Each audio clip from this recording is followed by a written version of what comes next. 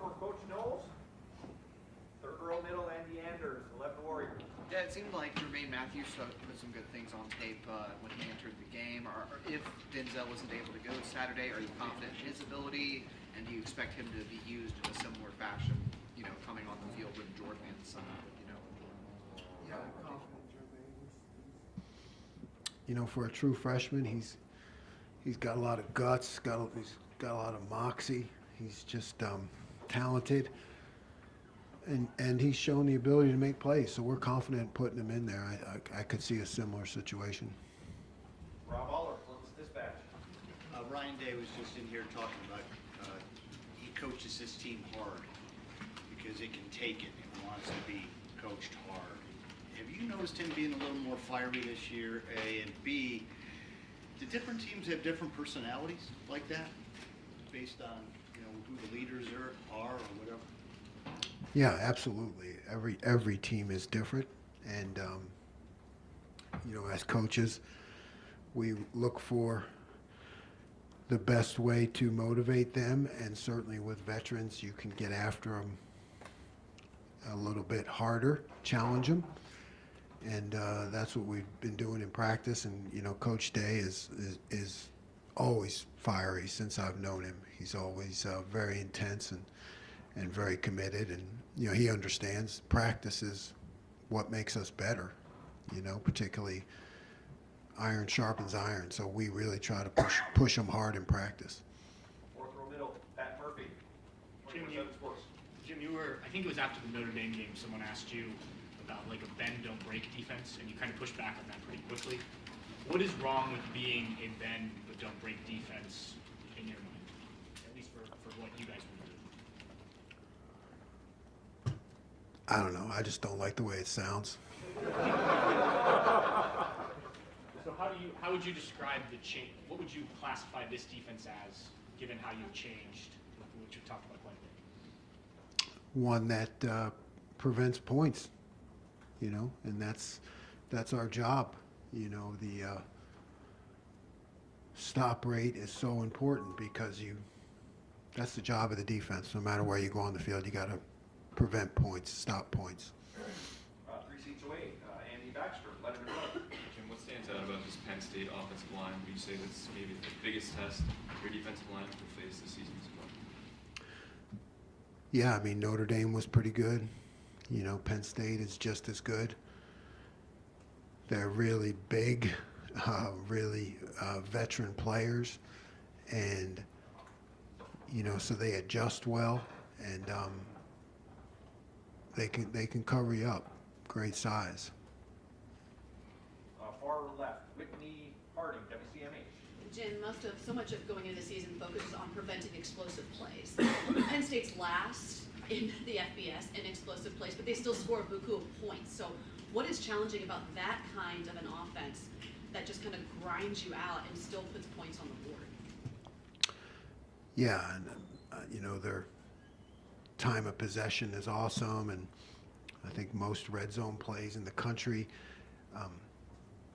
You got to find a way to. The challenging part is find a way to get them off schedule. Like if they just stick to a schedule and they can move down the field, they've been very successful at that. So you try to knock them off, kind of get them behind the sticks. But winning the situations, the third down in red zone, that becomes even more important because if you can win the third down, it's like stealing a possession. Middle left, Dan Holt, 11 Warriors. Jim, we saw Cody Stevens play a lot more this past week. Just how do you feel like maybe him and Steele compare right now in terms of how they're playing? Yeah, they're neck and neck. Cody is continuing to earn more playing time. He plays both positions, extremely valuable, but he's earned the time, and he's extremely competitive at that position. What are the things that you think Cody brings to you when he's on the field versus what Steele brings? Cody brings kind of an added dimension in the run game, because he's more of a Mike linebacker type, so when he's in there at will, he can be more effective in the run game. And obviously Steele brings a stronger athleticism. Seems to be able to make more plays in the passing game and cover more space. Dudley Reese, Kings of Columbus. Jim, you guys at times right against a heavy package team or a run team will play three linebackers together. Could that be a possibility this week? Or the way you've talked about Sonny as he's almost like a Sam linebacker, would that just be like, no, we'll put Sonny down in the box and let him do that? Yeah, we'll have both, but Sonny certainly gives us that flexibility to not have to, like we don't have to substitute because he can do both, but we'll always have both. And When you have somebody like Drew Aller, he hasn't thrown a pick yet in his career. How do you sort of game plan maybe for a quarterback who takes care of the ball, but maybe, I don't know, isn't going to take a lot of chances? Just any kind of quarterback who's sort of playing that stylistically. Yeah, you've got to challenge receivers, in the intermediate area. He's really good at those passes, and you have to be able to put some pressure on him and kind of, present different looks to him, just to kind of get him thinking. He's got to be. We got to push our rush and really defend that intermediate zone.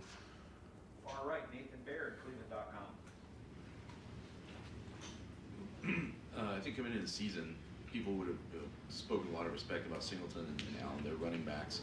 Statistically, it hasn't been that impressive from Penn State. I guess just what are you seeing from them as far as what this rushing attack is this season? Yeah, I don't look at the statistics, but I look at the video, and it's impressive. They're hard running, a good 1-2 tandem. They hit the hole, and then they have the ability to bounce. They bounce plays a lot. So the film shows that they're really good, and they'll be a force to contend with. You first get an indication that Jermaine Matthews might be, and I know he wasn't starting, but that he might be able to be a big contributor this season. Yeah, really from the first day he arrived on campus. He's one of those guys that has a lot of energy. Like I said, he's got moxie, I call it.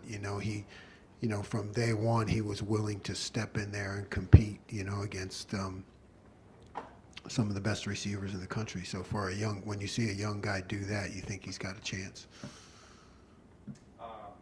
Front row right here, Austin Ward, Rivals, the podcast. Jim, was I don't know, a little bit of a mild surprise to see Caden McDonald out there making plays late, and maybe not a surprise to you, just me. Is he pushing in to expand some of the depth at tackle? What have you guys seen that he earned that opportunity? Yeah, he has. Our offensive coaches tell us kind of what's going on scout team, and he gives them fits down there. So he's a guy that we wanted to look at if we have the chance, and he seems to be a real force inside, and he plays with a high motor, just a really positive kid. So, yeah, I think he's got a chance to push into the lineup. Jeremy Birmingham, the podcast, Rivals.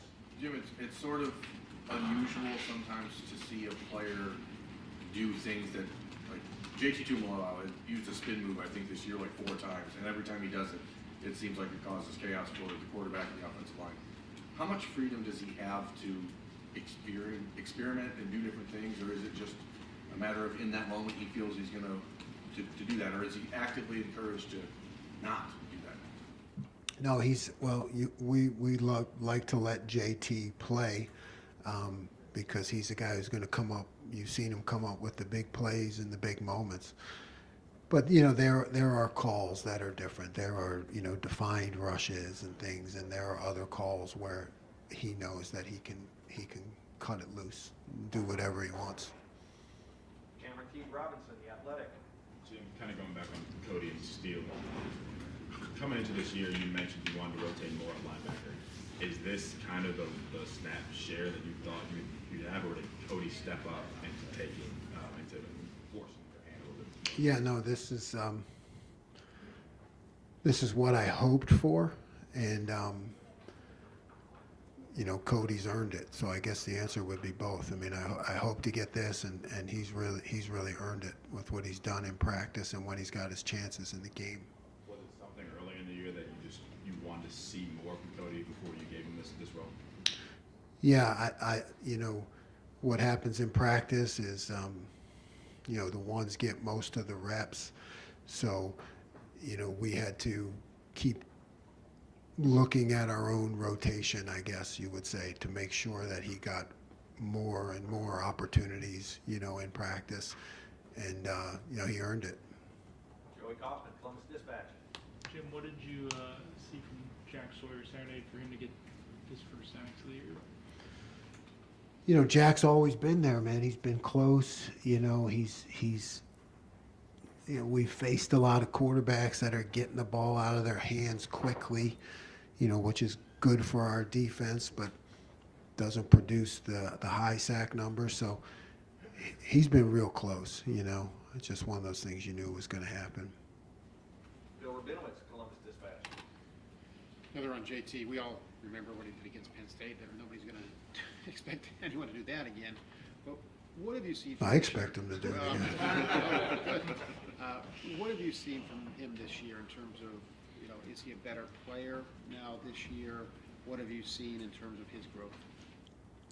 Yeah, increased football intelligence. I mean, JT is a awesome player in his own right, just kind of doing his thing. But I see a guy who continues to understand more about the defense and his role in the defense, and where the ball's going to come out based on the call, all those things. He just has a greater understanding.